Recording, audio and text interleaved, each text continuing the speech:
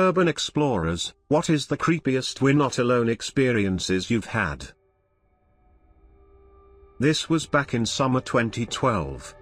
Every morning my mum used to take me and my brother to our grandparents, while she went to work. My grandparents lived in a really isolated rural zone. Near my grandparents' house there was a huge abandoned factory, and I've always wanted to go to see what was in there. So I begged my uncle, he lived at my grandparents' house, to explore that building. He said yes, so we went to the building and searched for an opening to get inside. Once inside, we started to look around the place, and obviously found nothing except old machines and stuff like that. When we was about to leave, we heard noises coming from upstairs, and then steps.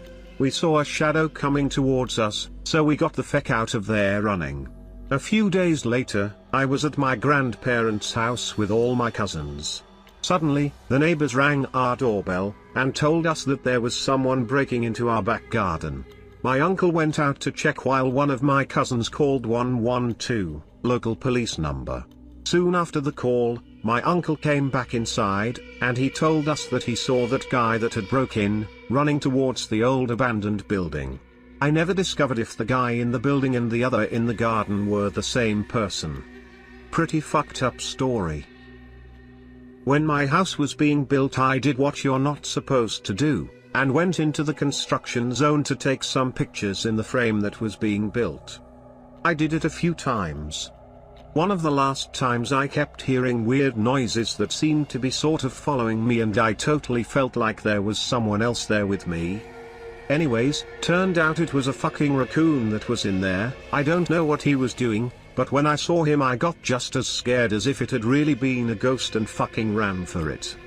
I had an interesting phone call to the builders trying to explain that I think I saw a raccoon in the house.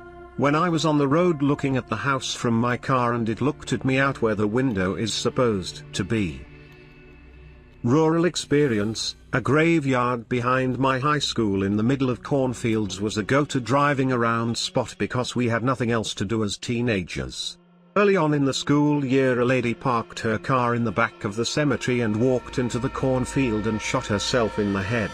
The graveyard is super old and on a gravel side road, so no one noticed for like a week. Kids who were running cross country smelt something rancid and reported it. Once it was investigated, the truth came out. It was weird. She wasn't even from my area, she drove around 2 hours here and had no relation to anything around the area. No note was left. It was really bizarre. Anyways, we were driving around months later telling the story to some younger students. Really trying to freak them out, but when we turned the corner to pull in the graveyard, a random car was parked in the back of the yard. We slowly rolled up on it while all of us were losing our minds, only to see a topless woman sit up from the back seat followed by a topless man. Awkward, but that was the tightest my butt had been clenched up to that point of life. Not urban, but rural. Went out for a hike with a buddy of mine. It was pretty late, maybe 2 a.m. or so. We were just shooting the shit, having a smoke on his property. We walk maybe a mile on his trail and we both just start getting this feeling like we are being watched. We just assume it's just us being high and anxious. We walk maybe another 2 minutes. I turn around and point my phone behind us and just see 2 eyes staring back in the darkness. I am from a rural area and I know that seeing eyes shine isn't that spooky, but I am talking about small raccoon or cat eyes. These eyes are massive, unblinking and staring straight at us. I feel my skin crawl just thinking about it. I start to freak out and tell him to take a look. He starts to freak out too. He thinks it's a mountain lion, and we shouldn't put our back to it. So we begin this super roundabout way of looping back and heading to his house. The entire way we walk, one person facing forward and the other walking backwards. It took us maybe an hour, and by the time we got back to his house I was shaking from adrenaline and anxiety, but we got back safe. Later that week I heard a mountain lion for the first time in my life.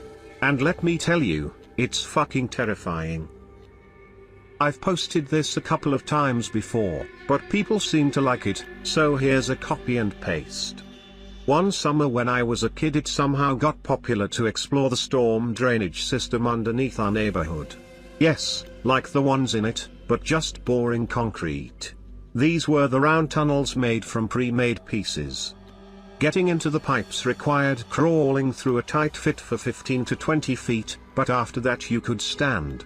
As you explored the system you'd find areas that were big enough to drive a golf cart through, though it would have been impossible to get one there. Occasionally there would be odd structures, like grates that looked like prison bars that only covered half the pipe. Very rarely there would be light coming in from a grate in the road above, but most of the time we needed flashlights to see anything at all. Every single sound was nerve-wracking, because technically there shouldn't have been any sounds other than running water down there. Of course, we weren't the Goonies, so we didn't have a map or the sense to make one as we went along. Most of the local kids had gotten to know the system well enough to navigate though, and we figured out that if you got lost, you just always chose the turn that led to a bigger pipe, because the biggest one ran about a half-mile outside the neighborhood and emptied, in a 15-foot plunge, into a local pond and creek. Well, one day my brother, who was essentially fearless, and some friends decided to go a different direction from the main junction to explore a tunnel none of us had ever ventured to. I admit it, I was too scared. I don't know why on that day I was creeped out, but I was. So two friends and I stayed in the junction while my brother and his two friends went exploring. After they were gone for 10 or 15 minutes we heard terrified shouting and running footsteps echoing down the tunnels, coming toward us. My friends ran. I wanted to run, but that was my brother down there. Finally, through the dark tunnel I heard one of my brother's friends shout, "Go!"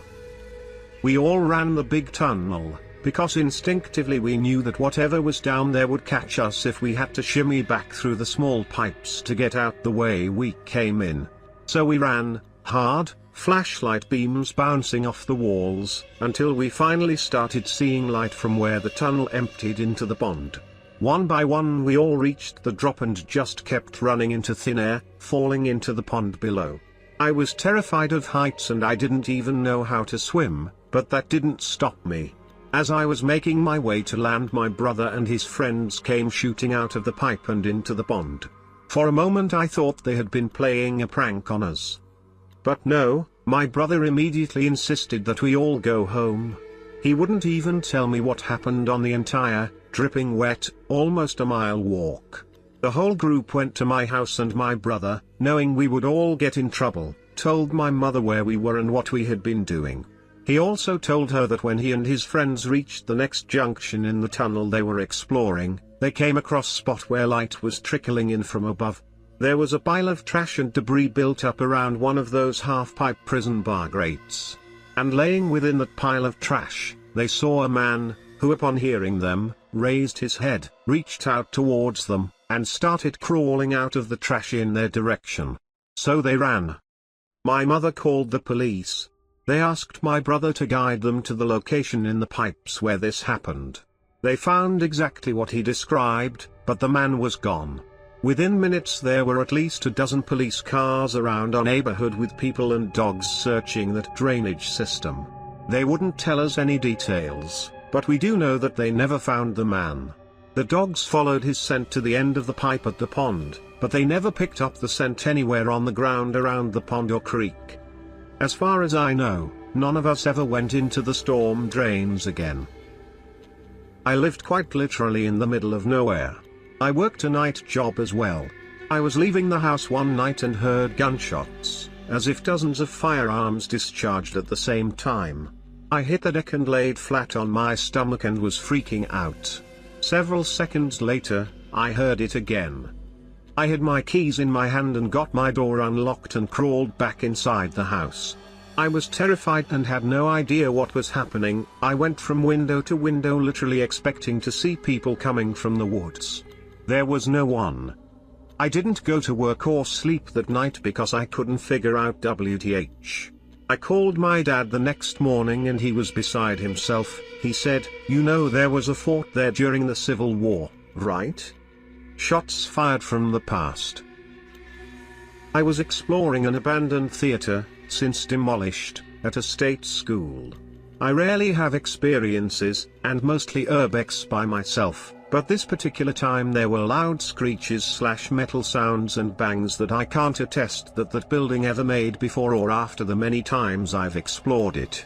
I knew, without a doubt, that someone was there and wanted to make themselves known. Very strange, it was the only experience I've ever had in that particular building, although others have said they experienced other things. Same complex, except the actual hospital / asylum with the padded walls and such. Only building I ever hated going into, and I only did so twice and mostly with other people. The moment you walked in you felt you weren't alone, the air felt very strange, and I always walked back out with a terrible headache that always went away as soon as you left the building and went into a different one. Ironically, it was the newest building on the campus. It's since been torn down and I don't miss it a bit. A psychic friend refused to walk near it since he got a strange vibe from it also, completely separate and without knowing my own experience with the building. When development finally started happening, the poor demo crew lost a lot of members that freaked out after hearing screaming / being touched while cleaning the buildings out / prepping for demo. I never experienced anything that major as I tend to go in with an open mind, but it doesn't surprise me.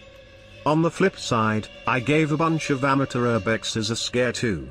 My boyfriend and I were in a mostly empty newer building on the same complex, and we heard a bunch of teenagers being stupid / yelling / etc. You know how young ones are. Anyway, we were in the coat / locker room of the building and I was talking to him. You couldn't see him though, and I was backlit because the window was behind me. They came loudly through the door and I just sort of silently looked at them, didn't blink and didn't move and didn't say anything.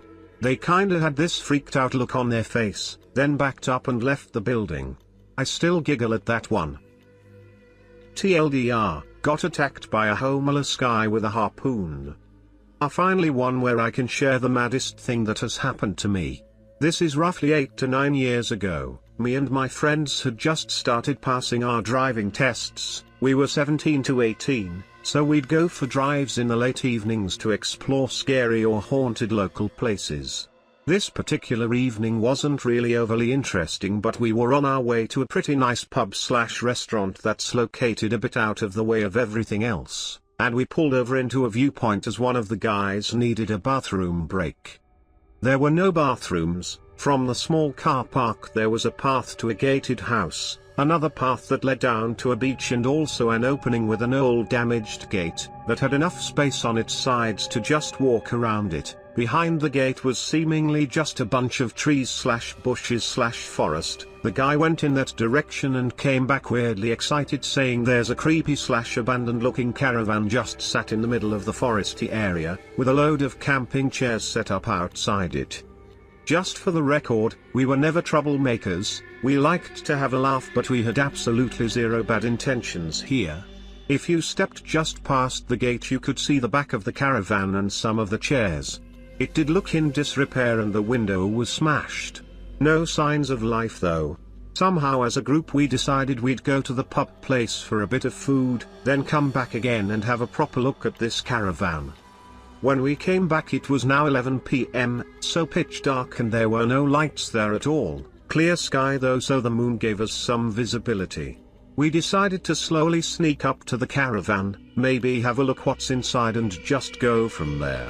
Even though at this stage there were still no signs of life or danger, 2 guys were too scared and stayed behind the gate, while 4 of us started making the 30 to 40 meter walk to the caravan.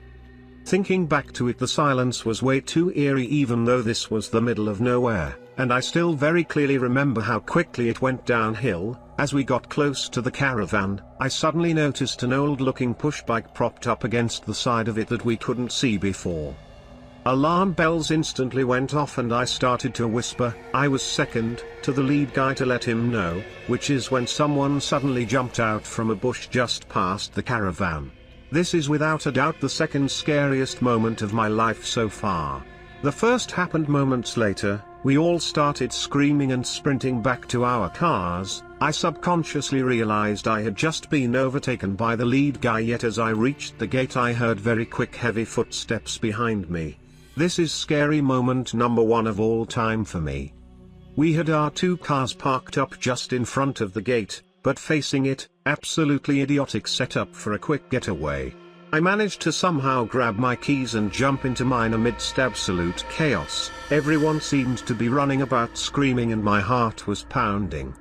So I jump into my car and switch the engine on, which turns on the lights which now illuminate the guy who was chasing us, and he's waving around a long fucking metal-tipped harpoon. I remember a vague feeling of safety inside my car, but me turning the engine on got his attention onto me. I think he may have thought I'd panic and drive forward over him, and he hit the bonnet of my car with his harpoon. However, he used the blunt end, so I'm thankful for that.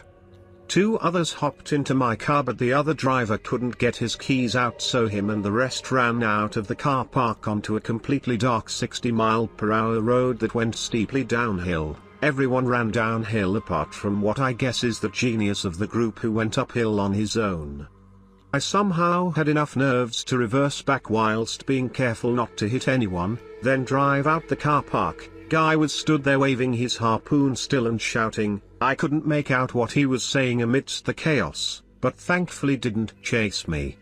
We managed to rendezvous some distance down the road. The guys who ran downhill covered really impressive distance in a short amount of time, all apart from uphill guy who we couldn't see and couldn't get through to on the phone, so that was concerning. Someone suggested calling the police. I thought, sure, let's tell them 6 of us sneaked up to someone in some woods in the middle of the night and he chased us away. That'll make us sound great. Next step was to retrieve the other car as the guy finally got his keys out. To be honest, we had expected Harpoon Dude to have smashed it up a bit, but he never even touched it. However, he was still stood there, now just behind the gate. Driver 2 started trying to reason with him, but the guy started yelling something about throwing rocks at his caravan and smashing the window. We didn't of course do any of that, but clearly this was a down on his luck guy who had been bullied by others before we came along. He eventually retreated and I had to drive right up to the other car for the driver to retrieve it, and that was pretty much it, except I couldn't sleep that night and was mortified. With the benefit of hindsight, what we did was of course dumb. We didn't know the guy was there, but we shouldn't have bothered him at all, especially that late at night. I knew no details about him until around a year ago when an article popped up on the local news saying the police kicked him out of there as he was staying there illegally. Honestly, I just felt bad for the guy, and I don't think he's a bad dude at all. He could have caused us some serious damage to our cars, and that's not even mentioning the fact he could have clearly got me in the back with that harpoon. 10/10ths for the bush disguise though. He could have stopped there after jumping out and we would never have come back. Edit. One funny detail I forgot to mention is the 2 dudes who stayed by the gate initially thought we were running back screaming as a joke to scare them, so they just stood there laughing at first. It's only when one of them realized there was one person too many they realized it was no joke, lol. I've shared this before, but one night my friend and I were walking back to his place after a concert. It was pretty late and we decided to take a shortcut through a construction site because we were tired. Since all the streets around the construction site were closed, it was completely empty, as if the whole area was abandoned like in a zombie apocalypse, with just the 2 of us in the South Loop area of Chicago. We're crossing this small bridge and just chatting away about what we liked the most about the show. I was looking at him and then turned my head forward and was face to face with what looks like a zombie rat. Someone had taken a mummified rat or squirrel or something and used wire to position it like it was pouncing midair at your face. Scared the fuck out of me. Here is a picture I snapped of it with my shitty phone. The combination of the abandoned construction site and the zombie rat creeped both of us out, so we said, fuck this, and ran until we hit a busy street with other people around.